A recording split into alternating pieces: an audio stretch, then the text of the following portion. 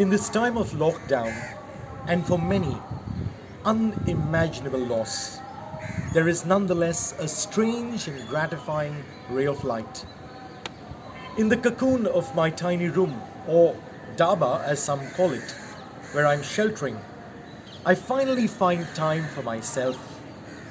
I finally find time to do the things I kept procrastinating about. I finally find time to speak to the Lord and to hear Him speak back to me. It's Easter Sunday, my young friends. An empty church today, but there was also an empty tomb 2,000 years ago. So instead of trying to find the risen Christ in our church today, I believe He is in your very home, and His first words to you and to your family are, "Peace be with you." The coronavirus lockdown has seen turf clubs close their gates, cafes shut down, and gyms no longer open. Life in Mumbai has changed like never before in peacetime. People have been told to stay at home where possible and only leave to shop for necessities, as key workers continue to work in social care and hospitals.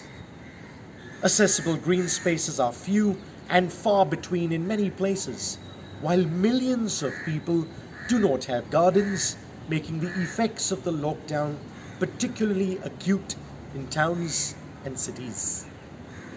How life has changed for you under the lockdown, and how are you managing to get by?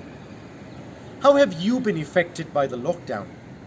What is your daily routine like? How are you exercising? Have you always abided by the rules? Have you made any home improvements? How life has changed in your home? How are you keeping yourself occupied? My life, my young friends, has certainly changed. Never have I ever imagined that the day would come when I would not see a single young soul on our church campus. I miss the high fives and your hugs. I miss you young guys pulling the sash of my cassock or just putting your arm around my shoulder. I miss you young guys sitting on our church steps playing PUBG, or hanging out in my room listening to your own music and playing Uno. I miss posing with you guys for selfies, or on your new bike, just showing off as if it were my own. I do miss all of these things. I miss seeing you at Mass, on the choir loft, or even in the church compound for some of you. Hearing you read at Mass, or sing in the choir.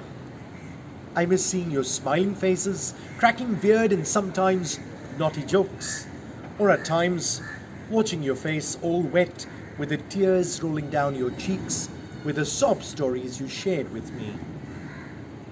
I miss hearing your honest and open confessions, or just listening to your heartache and heartbreak stories. I miss you guys. I really, really miss you.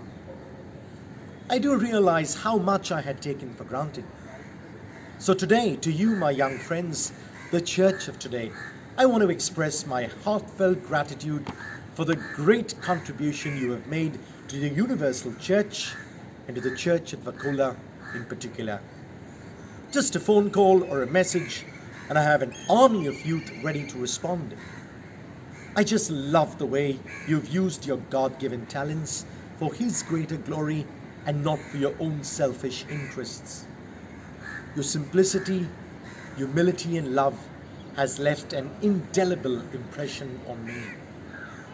Hopefully, this lockdown has been time well spent by yourself, with your family, and doing the things you would otherwise have never done. While we continue to pray for a quick end to this pandemic, I'm anxiously waiting for life to get back to normal, when once again I can see you hanging around in the church compound, visiting the chapel to pray, meeting up with your friends and buddies, and of course, giving me back with interest your high fives and hugs. Love you guys. Be blessed and stay safe. And wishing you and your families the love, peace, and joy of Jesus, our risen Saviour. God bless each and every one of you.